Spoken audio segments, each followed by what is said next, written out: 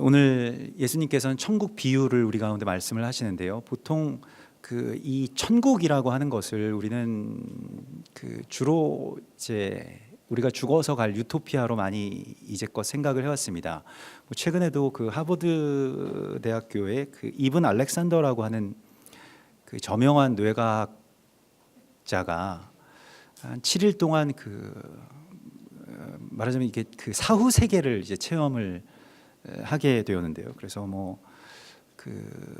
이 천국에 갔다 온 이야기를 이제 책으로 펴내서 미국에서는 이게 베스트셀러가 되었다고 하는데 그 이전까지의 임사 체험자들이 천국에 갔다 온 내용과 거의 이제 비슷합니다. 근데 더 거슬러 올라가 보면 단테의 신곡이나 또 밀턴의 신라권이나 이런 작품들 속에서 나오는 천국과도 거의 유사하다고 볼 수 있겠는데요. 구름 위로 올라가서 빛으로 둘러싸인 어떤 왕국 가운데로 들어갔다. 항상 이 푸른 눈을 가진 어떤 천사가 자신을 인도해 주었다. 이런 내용들이 되겠습니다. 여러 어떤 천국에 대한 그러한 이 체험기들이 간혹 이제 우리 가운데 전해지는데 때로는 이렇게 아주 냉철한 과학자도 천국을 경험하게 되니까 천국이 정말로 있더라라고 하는 그런 이야기를 합니다. 그런데 오늘 우리가 그것에 대해서 예수와께서 우리에게 말씀을 하시고 있지 않고요. 오늘 지금 말씀하고 있는 이 말쿠트 샤마임이라고 하는 이 천국이라고 하는 것은 하나님의 나라를 뜻합니다. 하나님의 나라는 저 천상에 있는 나라가 아닙니다. 그러니까 천상에만 있는 나라가 아니고요. 우리가 늘 그렇게 주기도문 가운데 기도하는 것과 같이 하나님의 나라가 이곳에 임하게 하옵시고라고 하는 기도를 우리가 하죠. 예, 나라가 이곳에, 이걸 줄이다 보니까 나라이 임하옵시며라고 하는 그런 기도를 우리가 합니다. 하나님의 나라가 이 땅 가운데 임하는 것, 그것을 하나님께서 오늘 이 예수와의 이 비유를 통해서 우리 가운데 말씀을 하시고 있습니다. 더 나아가서는 예수님의 천국 비유 속에는 많은 경우 회파된, 좀 문제가 있게 된, 문제가 발생한 하나님의 나라에 대한 말씀을 하시는 것이지, 우리가 지금 예수님께서 말씀하시는 이 나라가 하나님의 나라라고 생각할 수는 없지 않겠습니까? 예수님의 천국 비유는 아직 완성되지 않은, 또 우리에게 사명으로 함께 맡겨주시고자 하는 그러한 하나님의 나라의 실상을 어찌 보면 가감 없이 이렇게 말씀을 하시는 겁니다. 우리가 결혼을 하기 전에 예수님께서 신랑 되신 예수님께서 그 실상을 말씀해 주시는 것이죠. 그 실태를, 내가 이제 결혼할 상대인데 실제로 내가 지금 다스려야 할, 우리가 함께 다스려가야 할 나라가 지금 실제 현재 모습은 이렇다. 우리가 함께 이것을 이제 세워 나가자라고 하는 것이죠. 다 완성돼서 그냥 너는 아무것도 필요 없고 그냥 오기만 하면 된다. 완전한 유토피아가 다 이루어져 있으니까 오기만 하면 돼, 이렇게 말씀하시는 것이 아닙니다. 물론 천상의 하늘, 사후 세계의 어떤 유토피아라고 하는 것은 우리의 영역이 아니기 때문에, 실제로 성경에서도 이 바울이 그러한 천상계에 올라갔다가 왔음을 또 그렇게 잠시 잠깐 그렇게 이야기를 하고 있죠. 예수께서도 그러한 것에 대해서 아주 자세하게 묘사하지는 않으셨습니다. 다만 그것은 이제 이 땅 가운데에 내려오기를 준비하고 있는 하나님의 나라일 뿐이고요. 오늘 지금 주님께서는 우리에게 그 나라의 비밀과 실상을 알려주시기를 원하신다라고 말씀을 하시고 있습니다. 이것은 일종의 우리에게 주시는 사명이라고 할 수가 있겠죠. 그런데 그 실상은 어떤 것이었냐면, 하나님의 나라라고 하는 것이 어떤 한 아버지가 자신의 아들을 결혼시키는 이야기라고 말씀을 하십니다. 사실 이것이 구속사에 있어서 가장 중요한 어떤 이야기입니다. 요한계시록도 아버지께서 그 아들 어린 양의 혼인잔치, 그 신부의 단장, 새 예루살렘의 단장과 어린 양의 혼인 잔치로 이제 완성이 되죠. 창세기에서부터 있었던, 또 에덴 동산에서 쫓겨난 그 비극적인 사건 이후에 모든 것들이 다 되돌려지고 회복되는 그 아름다운 이야기에서 혼인 잔치라고 하는 이 그 놀라운 부르심 가운데 우리가 나아가게 됩니다. 그 혼인 잔치의 하객으로, 뭐 하객이자 이것은 신부라고도 할 수가 있겠습니다. 이게 뭐 하객이면 하객이고 신부면 신부지 뭐가 이렇게 그게 같이 있을 수가 있겠느냐라고 하는데, 이 신부는 이제 그 이 하객들이 이룬 그 교회를 말하는 것이고요. 그러니까 우리는 뭐 그냥 뭐 오늘 좀 바빠서 그냥 뭐 축의금만 잠깐 전달하고 가도 될 정도의 그런 하객이 아니라고 하는 것이죠. 우리가 가야 신부가 그 자리에 나오는 것과 마찬가지의 이야기라는 겁니다. 그래서 신부는 물론 뭐 새 예루살렘 혹은 교회, 뭐 거룩한 하나님의 그 공동체의 연합, 이것의 성취, 그것을 이제 신부의 단장이라고 할 수가 있다면, 그 개개인 그러한 부르심을 받은 사람들이 이 혼인잔치에 나와야 그 일이 이루어지는 거 아니겠어요? 그래서 예수님께서는 한 신부를 부르십니다마는, 그러나 그 신부는 또한 우리 모두의 어떤 연합을 의미하는 것이라고 할 수가 있겠습니다. 굉장히 중요한 부르심이죠. 그래서 여기서 혼인잔치에 그 사람들을 청했다, 불렀다라고 하는 이 칼레오라고 하는 이 헬라어 동사는 이건 이 사명을 말씀하고 있는 것입니다. 그 부르심을 우리 가운데 주시는 것인데, 결국 우리는 어디를 향해서 지금 부르심을 받은 것이냐? 어린 양의 혼인 잔치를 향해서 부르심을 받았다라고 하는 것입니다. 이게 우리를 향하신 주님의 궁극적인, 그러니까 이 마지막 최종적인 부르심이라고 하는 거예요. 결혼이라고 하는 것이요. 그래서 우리가 이 결혼식 가운데에 부르심을 받았다라고 하는 것에 대해서 요한계시록에서는 그 요한계시록 19장에서 이러한 말씀이 나오죠. 그래서 이 신부의 단장이 맞춰지고 어린 양이 그 혼인 잔치 가운데로 주님이 우리를 부르셔서 그 혼인 잔치 속에 이 기쁨을, 우리가 모든 사람들이 기쁨을 누리는 그러한 말씀을 우리 가운데, 그러한 장면을 우리 가운데 보여주시면서 우리를 지금 그곳으로 이끌고 계십니다. 그런데 문제는 뭐였냐면 사람들이 가고 싶어 하지 않았다라고 하는 데 있습니다. 그 결혼식장에 가고 싶지가 않았다는 거예요. 그래서 오늘 이것이 굉장히 그 아버지 하나님의 그 오랫동안의 갈망, 또 하나님의 준비, 정말 애통해 하시면서 그 아들의 생명을 주시면서까지 부르신 그 혼인 잔치의 초대 가운데서 사람들의 반응이 어떠했냐라고 한다면, 오늘 5절의 말씀에 그들이 돌아보지도 않았다. 돌아보지도 않고 한 사람은 자기 밭으로, 한 사람은 자기 사업을 하러 갔다라고 말하고 있습니다. 뭐 그냥 이게 단순히 무한한 정도의 이야기가 아니라, 사람들이, 이것이 이제 하나님의 나라의 실상인데, 사람들이 혼인잔치에 별로 관심이 없었다는 거예요. 쳐다보지도 않았다는 겁니다. 그리고 그냥 자기들의 비즈니스를 향해서 갔다는 거예요. 자기의 밭으로, 자기 사업을 향해서 나아갔다라고, 그렇게 지금 성경이 우리 가운데 하나님의 나라의 실상을 말씀을 하고 있습니다. 성경에서도 이 마지막, 그러니까 이 묵시, 종말, 이러한 것에 대한 소망이 없으면 사람들이 다 백성이 방자하게 행한다. 그러니까 자기 길로, 그냥 자기 소견에 오른 대로 자기가 목적지로 삼고 있는 자기 꼴대를 향해서 나아간다라는 겁니다. 뭐 지금도 그런 그 월드컵 경기가 열리고 있습니다만, 뭐 축구 좋아하시는 분들은 뭐 밤을 새시면서 이렇게 보시기도 하겠죠. 근데 뭐 선수들이 정해져 있는 그 골이 아니라 자기가 생각한 곳에다가 공을 차놓고 거기가 기쁨이라고 생각을 한다면 이것은 굉장히 큰 문제가 될 겁니다. 오늘날의 사람들의 모습이 하나님께서 이 궁극적인 이 마지막 때의 이 이 종말의 때의 마지막 우리 최종적인 목적지, 그 어린 양의 혼인잔치 가운데로 우리를 부르시고 있음에도 불구하고 사람들이 너무 바쁘다는 거예요. 거기에 관심도 없고 쳐다보지도 않는다는 겁니다. 이게 우리의 실상이죠.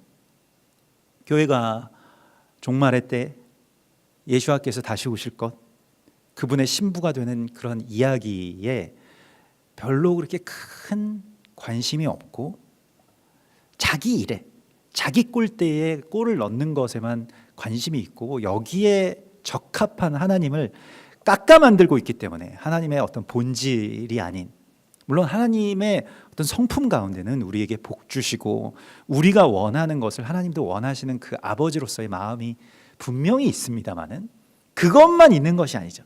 그거는 하나님에 대해서 깎는 겁니다.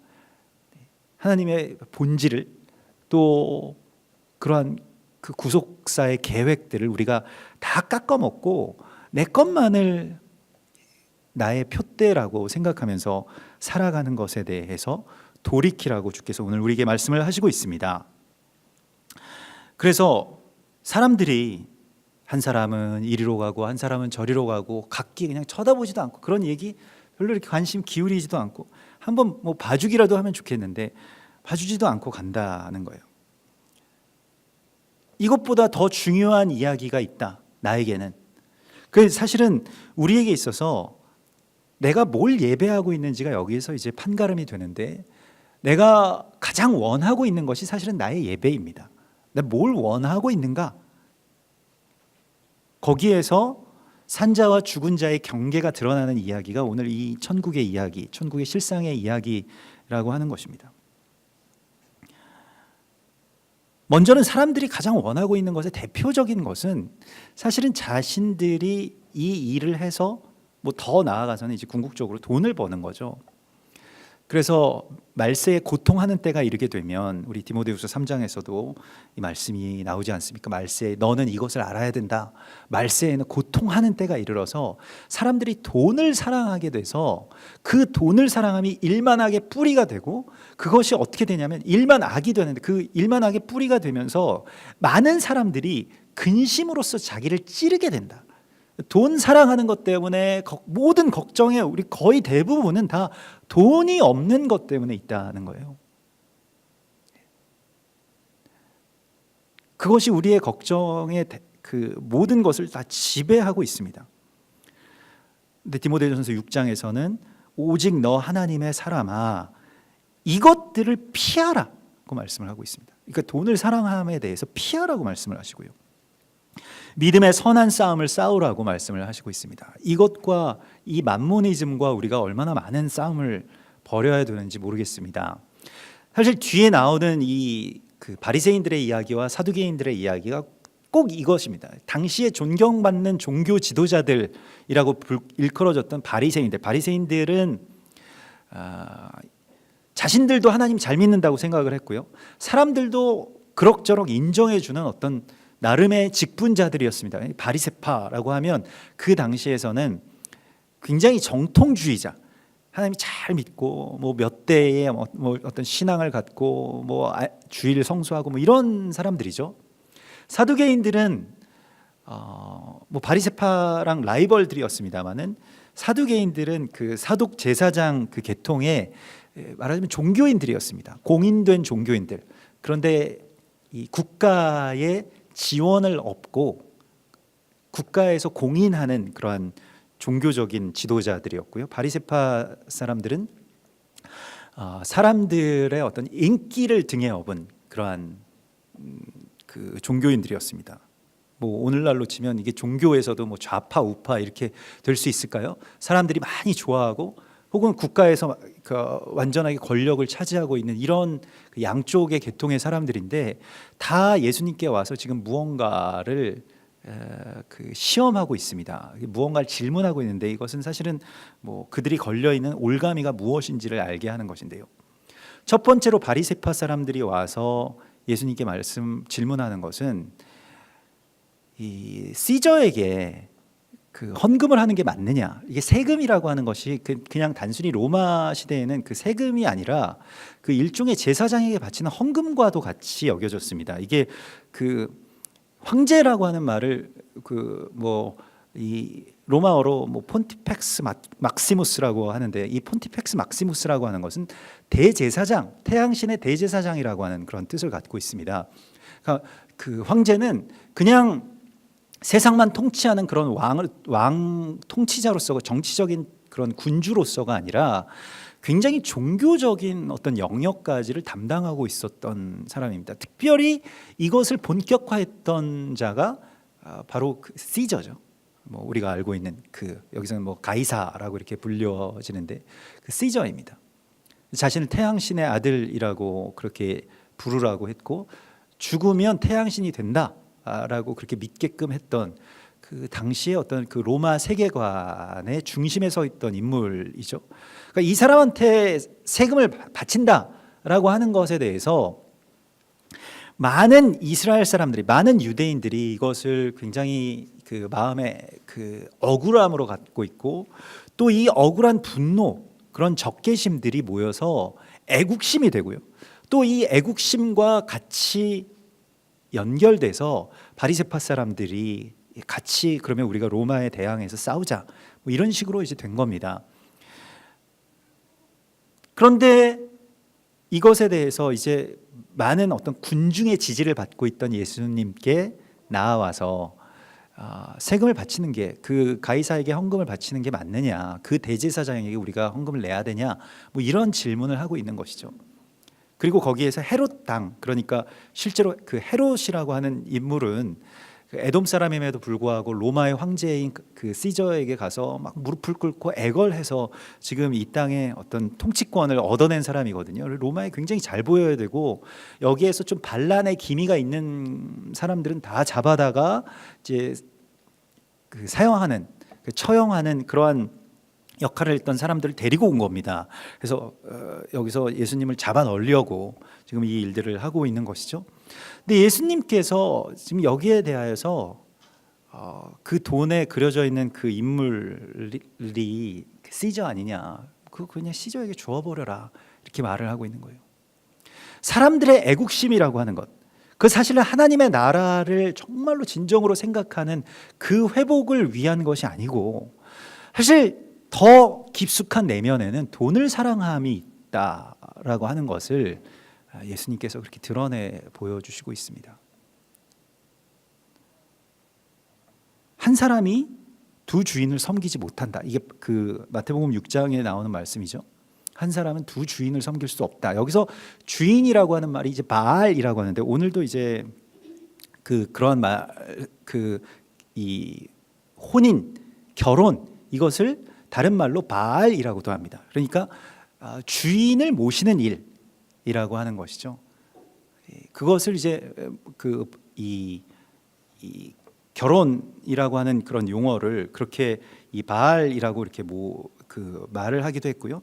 또 다른 그 히브리어로는 하탄이라고 해서, 이 하탄이라고 하는 것은 그 연합하다, 그러니까 아주 친족이 되다, 그러니까 그 피로 연결되다, 이게 세 사람을 이룬다, 이러한 그 두 가지로서 혼인을 하는데, 보통 일반적으로 통용되는 결혼이라고 하는 말은 바알이라고 해서 그냥 이 주인을 모시는 그런 예식, 뭐 이렇게도 이야기를 했다는 겁니다. 그러므로 지금 이 혼인 잔치에 온다라고 하는 것은, 우리가 왜 혼인 잔치에 가고 싶지가 않았을까요? 사람들이 다른 주인이 있었기 때문입니다. 다른 바알이 있었기 때문에, 다른 남편에게로 가고 싶어 했기 때문에 그렇습니다. 마치 사마리아의 그 우물가에 있었던 여인처럼 남편, 그 주인이 5이나 되는 그러한 비극적인 그 결박이 우리 가운데도 있다는 거죠. 우리가 원하는 것, 또 우리가 원하는 것처럼 보이는 것, 그런 모든 것들에 사실은 대적의 결박이 있는 것이죠. 우리가 뭐 지난번에 김원혁 선교사님 오셔서 뭐 그런 말씀 잠깐 하셨습니다마는, 그 선택 설계자들이라고 하는 말씀을 하셨죠. 그러니까 이 세대에는 선택 설계자들이라고 하는 사람들이 있어서 마치 자신이 선택을 하는 것처럼 그렇게 느껴지는데 사실 그것에 대한 모든 선택을 정교하게 누군가가 설계를 해놨다는 것이죠. 이걸 선택하게끔 만들었다는 거예요. 뭘 선택해도 결국에는 다 계속 뭘 선택해서 어딘가를 향해서 나아갔는데 거기가 결국 대적이 원하는 그곳을 향해서 가도록 굉장히 정교하게 아주 다각도로 선택을 해놨다는 것이죠. 그래서 사람들은 그저 이거는 내가 선택한 일이야 라고 믿게끔 만든다는 겁니다. 굉장히 끔찍한 이야기이죠. 실제로 뭐 그런 것들을 만드시는 분들은 잘 알 겁니다. 컴퓨터에서 뭔가를 검색하거나 또 어딘가를 이렇게 뭐 내가 찾아서 선택해서 들어가는 그런 모든 부분들에 이제는 뭐 이렇게 광고라고 해서 막 광고창을 막 띄우지 않죠. 그래서 내가 이 광고를 보는 대가로 뭐 이 정보를 얻고 이런 것이 아니죠. 그냥 내가 검색해서 들어가서 선택하고 최종적으로 무엇인가를 구매하거나 뭐 사서 먹거나 하는 그런 모든 것들의 선택 가운데 보이지 않게 개입합니다. 굉장히 무서운 거죠. 이 구글 같은 데는 광고창 자체가 없지 않습니까? 그럼에도 불구하고 뭘 선택해서 들어가면 거기에는 반드시 엄청난 비용을 그 구글에 지불하고 있는 어떤 그 상점이나 뭐 그런 기업이나 이런 것들이 나오게 되죠. 아무도 내가 구글이 광고하는 곳에 들어갔다라고 생각하지 않게끔 그렇게 만듭니다. 뭐 이것은 뭐 한 예입니다만은 인생의 모든 일들에 대해서 이런 식으로 이제 우리에게 선택을 설계하는 것들에 대해서 우리가 좀 깨달아야 될 필요가 있다는 것이죠. 이 사람들도 그 주인을 다른 것으로 만드는 그 이야기 속에 우리가 그렇게 가게 된 것에 대한 어떤 비극적인 모습이 여기에 있습니다. 더 나아가서는 그들이 이 3절에 보면 그 종들을 보내어 그 청한 사람들을 혼인잔치에 오라 했는데 오기를 싫어하거늘 이렇게 되어 있습니다. 여기서 싫어했다라고 하는 것은 우델로라고 하는데 이 우라고 하는 것은 이제 이 부정 접속어이고요. 델로라고 하는 것은 갈망하다라고 하는 뜻입니다. 그러니까 갈망하지 않았다는 겁니다. 혼인잔치에 가기를 갈망하지 않는 뭐 신부 혹은 그 혼인잔치의 청함을 부름을 받은 사람들의 이야기가 바로 오늘날 하나님의 나라의 실상이라고 하는 겁니다. 우리가 이 문제가 지금 하나님 나라의 이 파괴에 있어서 가장 큰 문제가 뭐냐면 사람들이 원하지 않는다는 데 있습니다. 마지막 그 혼인잔치에 대해서 원하는 게 아니에요. 우리 꼴이 아니라는 겁니다. 마라나타는 더 이상 우리의 소망이 아니고요. 갈망하는 것이 우리 가운데 사라졌다는 겁니다. 예수님께서 이 예루살렘을 보시면서 우시면서 그 마태복음 23장에서 예루살렘아 예루살렘아 선지자들을 죽이고 내게 파송된 자들을 돌로 치는 자요. 선지자들과 파송된 자들이 다 결혼식에 오라고 지금 초청했던 사람들입니다. 근데 그들을 죽이고 그 사람들을 돌로 치는 자요. 암탉이 그 새끼를 날개 아래 모음같이 내가 내 자녀를 모으려 한 일이 몇 번이더냐. 그러나 너희가 원하지 아니하였더라. 너희가 원하지 않았다는 겁니다. 모든 이 문제는 지금 우리의 원함에 어떤 문제가 발생했음을 주께서 말씀을 하시고 있습니다. 그래서 잔치의 기쁨이라고 하는 것의 이전에는 먼저는 그것에 대한 어떤 갈망이 있어야 기쁨이 있거든요. 우리의 삶 가운데 지금 기쁨이 없는 이유도 우선은 무엇에 대한 갈망이 없기 때문에 그렇습니다.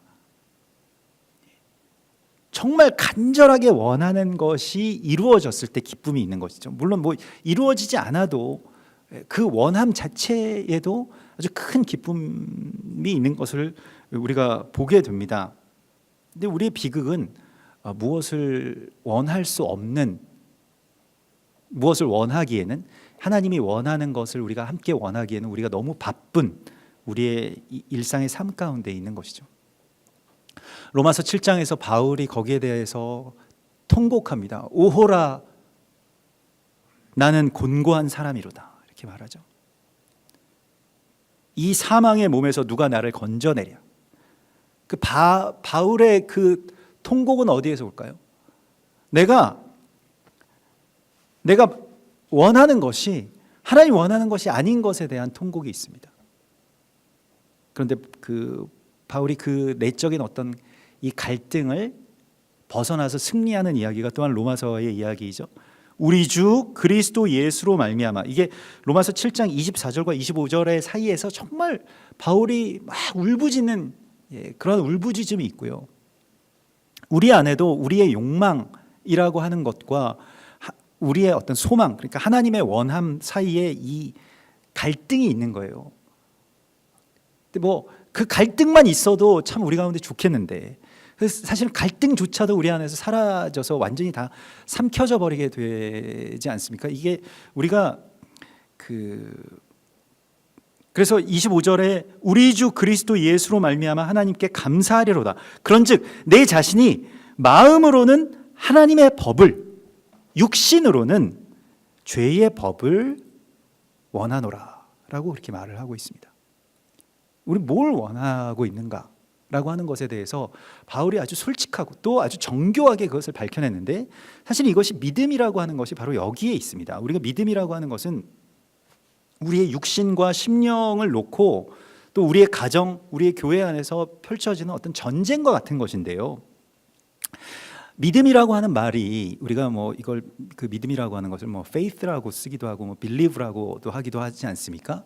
근데 이런 말들을 이제 거슬러서 올라가 보면 이게 다 뭐 원래 있었던 말이 아니고 만들어진 말인데, 특별히 성경을 번역하면서 만들어진 말 가운데 하나입니다. 그래서 뭐 이 believe라고 하는 말을 보면 그게 이제 그 1611년에 이 킹제임스 버전을 이렇게 만들면서 옥스퍼드의 그 언어학자들이 이 믿음이라고 하는, 믿는다라고 하는 것이 무엇이냐라고 할 때 그 개념을 굉장히 여러 문헌에서 이제 가지고 와서 그것을 만들어서 조합을 합니다. 그런데 두 가지 단어를 조합을 시킨 건데요. 이게 이 believe라고 할 때 그 believe를 이 라틴어의 리비도라고 하는 말, 여러분 들어보신 적이 있는지 모르겠습니다. 심리학 하시는 분들이 많이 쓰는 말인데, 보통 이제 리비도라고 하면 어떤 뭐 프로이트가 말하는 어떤 자기 내면에 있는 육적인 욕구를 말하죠. 내면에 굉장히 많은 것들이, 그러니까 프로이트는 이제 모든 사람의 어떤 사람을 움직이는 것은 그 내면에 보이지 않는 그 심연 가운데 펼쳐져 있는 우리 빙산의 일각만이 밖에 드러나 있고 자기 자신도 잘 모르는데 내면에는 엄청난 육적 욕구에 의해서 사람이 움직인다, 이렇게 파악을 하고 있습니다. 굉장히 슬픈 이야기입니다만, 슬픈 파악이긴 합니다만은, 또 너무 부정적인 파악인 것 같습니다만은, 많은 부분이 이 이론으로 인해서 뭐 사람의 어떤 실상들이 증명이 되기도 했죠. 그런데 그것만 있는 것이 아니고요. 거기에서 이제 이 리비도와 리베를 같이 합성해서 빌리브를 만들었다라고 하는데요. 이 리베라고 하는 것은 독일어로 우리 예전에도 뭐 그런 노래도 있지 않습니까? 사랑한다라고 하는 뜻이죠. 이히 리베 뭐 이렇게 하면 내가 뭐 사랑한다, 이런 뜻이지 않았습니까? 그러니까 사랑하는 것과 혹은 욕망하는 것이 이제 안에서 막 싸우는 거예요. 그러면 그 믿음이라고 하는 것은 무엇이냐? 무슨 어떤 존재에 대해서 내가 인정한다, 인정하지 않는다, 그것은 뭐 크게 중요한 이야기가 아닙니다.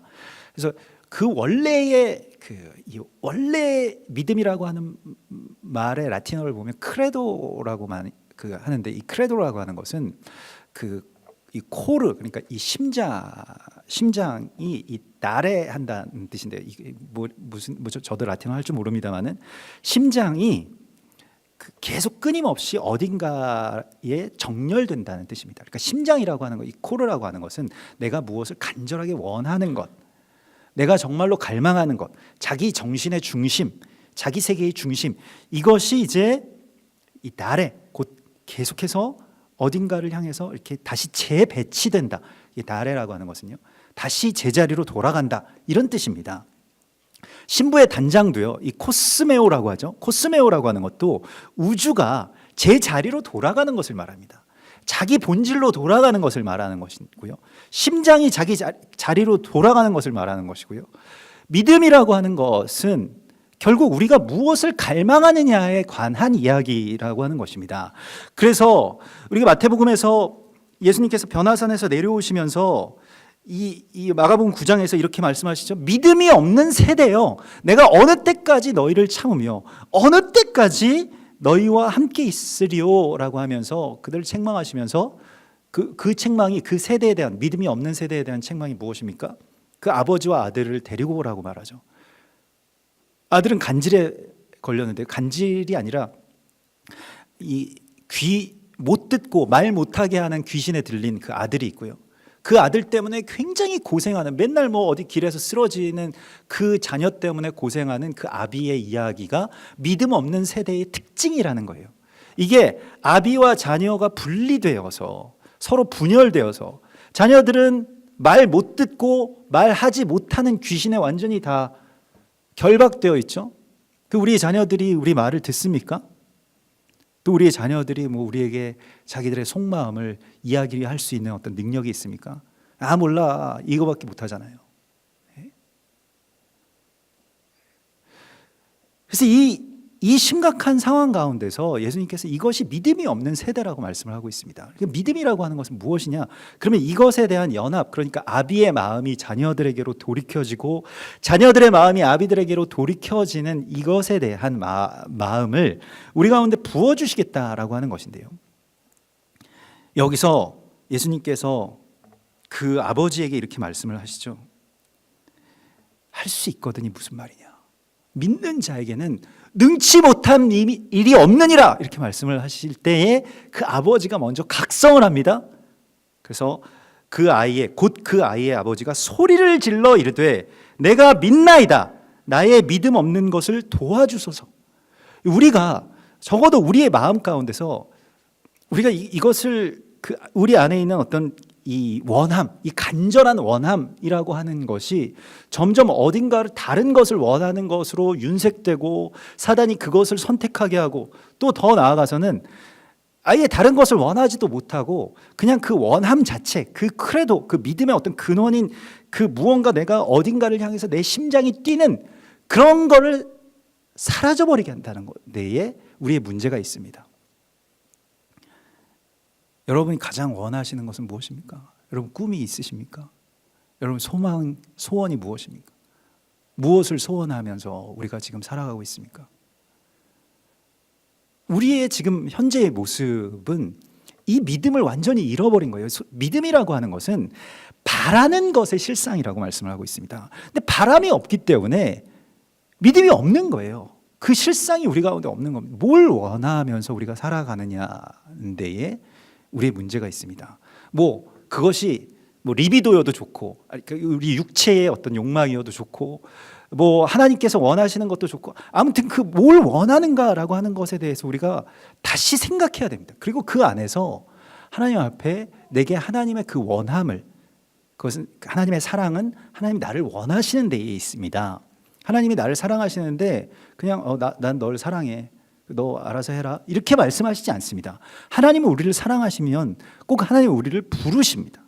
부르셔서 택하시려고 합니다. 이 주님께서 지금 우리를 그렇게 부르셔서 택하시고 그리스도 예수와의 신부로서 그렇게 부르시는 그 원함이 우리 가운데에 부어지게 되면, 그 아버지의 원함이 우리에게, 자녀인 우리에게 부어지게 되면, 또 우리가 그렇게 원해서 아버지께 그것이 상달되게 되면 그 연합들이 일어나면서 우리 가운데에 이 믿음으로 말미암아서 어떤 실체가 드러나게 되는 그 이야기, 그것이 어린 양의 혼인잔치의 이야기입니다. 문제는 우리에게 그런 원함이 사라졌다는 데에 문제가 있는 것이죠. 이게 가장 우울한 이야기입니다. 소망할 수 없게 만드는 모든 상황들, 그리고 우리 이런 모든 것들에 대해서 다 꺾이고 지쳐왔고, 근데 왜 꺾이고 지쳐왔을까요? 그게 원래 우리의 원함의 본질이 아니기 때문에 그렇습니다. 저는 예전에 20대, 10대, 20대 때 하고 싶은 게 참 많았거든요. 그냥 제 안에서 뭐 재밌어 보이는 것, 뭐 운동을 하기에는 운동도 재밌지만 운동을 하기에는 워낙 재능이 없었던 것 같고 한때는 또 음악을 하고 싶어 했습니다. 그래서 막 기타를 연습하고 막 노래도 만들고 막 그렇게 뭐 친구들과 이렇게 카세트 테이프에다가 막 녹음도 하고. 그래서 뭐 교회 그런 것들은 다 교회 형님들한테 배우지 않습니까? 근데 이렇게 막 하다가 보니까 교회 형님들이 너무 음악을 잘하시는 거예요. 그래서 제가 막 이렇게 뚱땅거리면서 만들고 부르는 그런 노래를 부르다가 너무 큰 충격을 받은 적이 있습니다. 제가 음악을 하지 말아야 되겠다 이렇게 생각한 적이 있는데 교회 그 형님 가운데 한 분이 갑자기 음반을 낸 거예요. 그때 음반도 뭐 한국 그 가요사에 꽤 획을 그을 만한 그런 음반이었습니다. 이 현철이 형이라고 김현철이라고 하는 분인데 그분이 음반을 낸 거예요. 그래서 음반을 냈는데 이거는 이제까지 제가 들었던 아니면 제가 생각했던 그런 노래들이 아닌 거예요. 몇 단계를 더 넘어서 이런 분들이 음악을 하는 거구나라고 생각하고 조용히 그때 이제 기타를 집어넣었습니다. 이건 도저히 할 수가 없겠다. 듣는 것만으로도 마치 이 모차르트의 그 음악을 듣는 어떤 살리에리의 그 느낌이라고 할까요? 이건 뭐 도저히 가 닿을 수 없는 곳이구나라고 하는 그래서 그분이 참 예수를 잘 믿으셔가지고 찬양을 만드셨으면 참 좋았을 텐데 좀 그게 지금은 좀 아쉬운 부분이긴 합니다만 아무튼 그 당시에는 뭐 교회에서 찬양 인도도 하시고 그랬었죠. 그래서 같이 이제 뭐 따라다니면서 예배도 같이 드리고 뭐 기타 치는 것도 옆에서 보고 피아노도 너무 잘 치고 그래서 참 그런 것들이 이제 꿈이 꺾였을 때 또 한때는 또 이제 뭐 교회에서 연극을 많이 하니까 연극을 하고 이제 뭐 대본을 쓰고 연출을 하고 이런 것들이 너무너무 재밌어서 또 그걸 내가 하겠다. 그래서 거기에 대해서 뭐 나의 모든 걸 다 바쳐서 이제 하겠다 이렇게 생각을 하고 하면 굉장히 또 재밌거든요. 또 그 예술의 어떤 그런 기쁨들이 있고요. 그래서 뭐 여기저기서 공연도 하고 뭐 이렇게 다니기도 하는데 어느 날 갑자기 이거는 뭐 어떤 그 큰 계기 없이 어느 날 아침이 되니까 거기에 대한 어떤 원함이 제 안에서 이렇게 사라져 마치 어딘가에서 뭔가 어떤 균열이 일어나서 그 팽팽하던 어떤 이 원함의 압력이 다 새나간 것처럼 아무것도 없는 거예요. 별로 하고 싶지가 않은 겁니다. 뭐 예술 하시는 분들, 뭐 음악 하시거나 뭐 미술 하시거나 이런 분들에게 있어서도 그런 부분이 그 나름대로 굉장히 고통스러운 부분의 경험을 갖고 계신 분들이 있을 겁니다. 저는 굉장히 고통스럽더라고요. 한동안 굉장히 우울하더라고요. 왜냐하면 원하는 것이 없어졌기 때문에 더 이상 이제 나는 뭘 원하면서 살아야 되나라고 하는 것에 대해서 내가 더 이상 이걸 원하지 않기 때문에 원하지 않으면 너무 고생스러운 길이고 별로 할 필요가 없거든요. 원하지 않는데 이것을 한다는 것을. 그런데 그제서야 제가 알게 됐습니다. 대부분의 사람들이 자기가 원하는 것을 하면서 살아가지 않더라는 거죠. 뭐 때문에 살아가느냐? 자기 원해서 회사 가는 사람들 별로 없어요. 자기 원해서 학교 가는 사람들도 별로 못 봤고요. 그냥 다 해야 되니까 하는데 주로 이제 돈을 벌어서 써야 되니까 이제 다 원하는 거는 뭔지 모르고 그런 거 생각하는 것 자체도 이제 사치고 저는 되게 한심했기 때문에 나름대로 어떻게 보면 그런 것에 대해서 크게 고민하지 않아도 되었기 때문에 뭐 그런 것들을 한참 동안 원했었는지도 모르겠습니다. 그런 원함들을 다 거세시킨 채로 그냥 살아가는 겁니다. 뭘 원하는지도 모르고 뭘 원해야 되는지도 모르는 채로 살아가는 것이죠. 그러한 원함이 없는 원함은 어디에서 나왔을까요? 세상은 우리에게 무슨 어떤 원함을 갖는 걸 굉장히 위험하다라고 여깁니다. 내가 무엇에 대해서 갈망하고 소망하기 시작하는 것에 대해서 이 사람 그러면 굉장히 위험한 사람이다. 이 궤도에서 이 트랙에서 벗어나려고 하는 사람이기 때문에 그걸 자꾸 교정해 주려고 하죠. 우리 부모님들부터 시작해서 뭐 주변의 선배, 선생님들 다 그 가치 안으로 우리를 자꾸 집어넣으려고 합니다. 그렇게 살면 너 위험해, 잘 못 살게 돼, 망하게 돼, 뭐 이런 협박들이죠. 우리에게 가장 큰 문제는 바로 여기에 있습니다. 우리가 무엇을 원해야 되는지를 알지 못하면서 살아가고 있죠. 그러니까 뭘 원하느냐? 원치 말아야 될 것을 원하고, 그리고 대적이 꾸며놓은 어떤 원함 가운데로 들어가서 콱 결박에 묶이게 되는데, 그것이 점점 자신들을 당기게 됩니다. 바리새인들이 결국 그렇게 질문했던 것은 나라를 생각하거나 혹은 어디에 어떤 것에 예배를 해야 되느냐라고 하는 것이 아니었습니다. 그것은 결국 내 돈이 아깝다는 데 있었습니다. 그걸 해결해 주면 뭐 누구든 다 괜찮다는 거예요. 자, 사두개인들이 찾아와서 갑자기 그 희년법에 대한 질문을 합니다. 이것은 사실 그 희년법의 그 많은 것들 가운데 이 상속의 법 가운데서 형이 죽으면 그 형의 아내와 동생이 결혼을 하게 되어 있습니다. 오늘날에는 뭐 별로 이렇게 이러한 이야기가 이해가 잘 되지 않는 부분입니다만은, 그래서 그 7 형제가 있었는데 그 첫째 형부터 쭉 다 죽어가지고 나중에 그 형수님도 돌아가셨는데, 그러면 이게 어떻게 되는 거냐 뭐 이런 말을 하고 있는 거예요. 근데 이게 지금 무슨 이야기냐면, 이게 그 형수와 결혼한다라고 하는 것이 그냥 남편이 없으니까 그 형수와 결혼을 한다라고 하는 그런 개념이 아니고, 이게 지금 형한테 맡겨진 어떤 땅의 유업이 있습니다. 이걸 유업이라고 합니다. 이건 유산이 아닙니다. 그러니까 이것은 사명이죠. 룻기에서 룻과 나오미가 그 남편이 각각 다 죽으면서 잃어버리게 된, 그러니까 뭐 죽을 때는 병치레도 하고 뭐 몇 년 동안 일도 못 하고 이러니까 땅도 다 잃게 되죠. 잃어버리게 된 그 땅을 되찾는 이야기가 보아스와의 결혼을 통해서 일어납니다. 말하자면 그 형님이 돌아가셨는데 그 차례대로 누군가 보아스 이전에 또 다른 사람이 있었어요. 그 사람은 이제 그 신 벗김을 받은 사람이라고 하는, 이름을 잃어버리고 신을 벗겨지게 됩니다. 내가 그 결혼을 하려고 하면 잃어버렸던 그 땅을, 내 재산을 내가 돈을 지불해서 그걸 다시 되찾아 주어야만 그 결혼을 할 수가 있는 거예요. 이게 뭐 그러니까 그 자체가 결혼인 겁니다. 그러니까 뭐 같이 산다 이런 개념이 아니라 그 결혼은 이 유업을 함께 잇는다라고 하는 데 있습니다.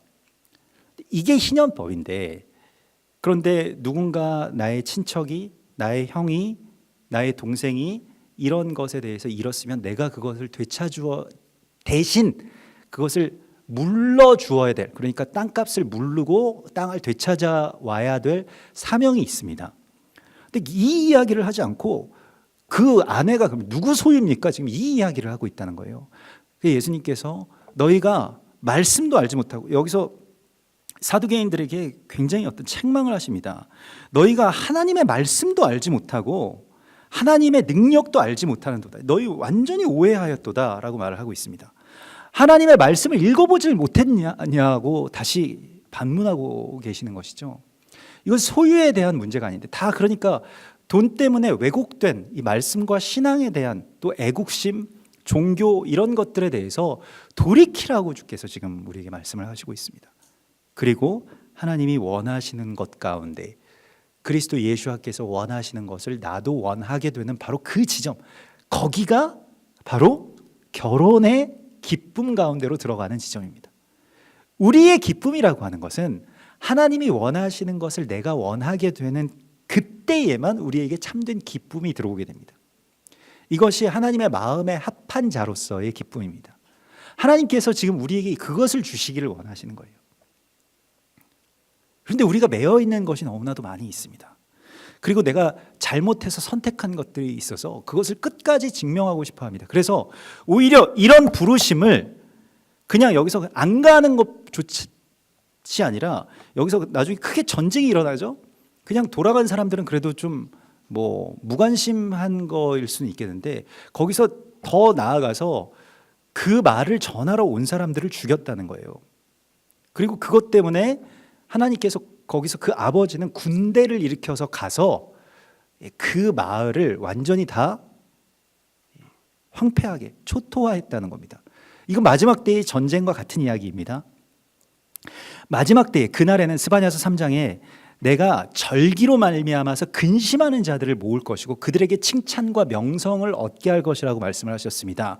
칭찬과 명성은 절기로 말미암아 근심하는 자들에게 부어지는 것입니다. 이 절기는 예수와의 결혼 예식의 스케줄들입니다. 주께서 지금 우리 가운데 이 부르심을 부르신 거예요. 우리에게는 그런데 이런 원함이 없습니다. 우리의 이 원함이 없는 것, 이것을 다른 말로 그 변화산 산자락 밑에서 살고 있었던 그 아버지의 그 탄식과도 같이 믿음이 없는 것이죠. 우리에게 이 믿음이 없는 거예요. 하나님의 나라를 우리가 이 땅 가운데서 다시 회복하고 만들고 그리스도 예수와의 신부가 되는 그 종말적인 그 바람이 우리의 현실에 집과 땅과 사업과 다른 여러 바람들의 후순위로 완전히 밀려 있다 보니까 교회도 더 이상 그것에 대한 갈망을 믿음이라고 이야기하지 않게 된 겁니다. 그리고 디트리 본회퍼가 말했던 것과 같이 그저 값싼 은혜, 그 칩 그레이스라고 하는, 그냥 세상에서 천국에 대해서 면죄부를 너무 많이 발행한 거예요. 카톨릭에서는 실제로 그걸 돈 받고 팔았죠. 교회에서는 그것을 하지 말아야 된다라고 해서 종교 개혁을 했습니다마는 그럼에도 불구하고 우리가 오늘날 굉장히 많이 팝니다. 은혜를 그냥 파는 거예요. 아무것도 안 해도 된다. 예수 믿으면 그냥 곧바로 행복해진다. 우리는 그냥 천국 간다. 뭐 이렇게 덤핑 세일해가지고 하나님의 나라를 그냥 다 팔았다는 겁니다. 일종의 사기입니다. 그런데 이렇게 팔아놓고 실상을 말하는 이런 말씀들을 가려왔다는 겁니다. 그래서 어떻게 되느냐, 오늘 막 사거리에 나가서 사람들 되는 대로 죄인이든 뭐 아무튼 모든 사람들이 다 불렀는데 거룩한 예복을 입지 않고 있었다는 거예요. 예복을 입지 않은 사람들을 어떻게 합니까? 손을 묶어가지고 저 어두운 가운데서 슬피 울며 이를 갈미 있으리라 심판하시죠. 예복이라고 하는 것은 무엇일까요? 예복이라고 하는 것이 결국에는 성도들의 옳은 행실이라고 요한계시록에서는 말씀하고 있습니다. 이게 빛나고 깨끗한 세마포 옷, 이것이 성도들의 옳은 행실이고요. 이 성도들의 옳은 행실이 무엇입니까? 오늘 이 뒤에 나오는 이 말씀, 오늘 이 마지막 부분에 나오는 말씀이죠. 하나님을 마음과 뜻과 목숨을 다하여 사랑하고 둘째도 그와 같으니 내 이웃을 내 자신과 같이 사랑하라. 이것이 성도들의 옳은 행실인 겁니다. 뭘 안 하고 이런 것이 아니고요. 하나님을 사랑하고 이웃을 내 몸과 같이 사랑하는 바로 그것이 우리의 세마포 옷이라는 거예요. 우리가 이걸 왜 해야 되는지를 알아야 이 일을 할 수가 있습니다. 이게 그냥 성경에서 하라고 하니까 하는 것이 아니고 우리가 부르심을 받고 우리가 이 땅 가운데에 태어난 궁극적인 이유고 골입니다. 하나님을 사랑하는 것이고요. 하나님 사랑할 때 하나님의 사랑이 내 안에서 어떤 원함으로 발현되기 시작합니다.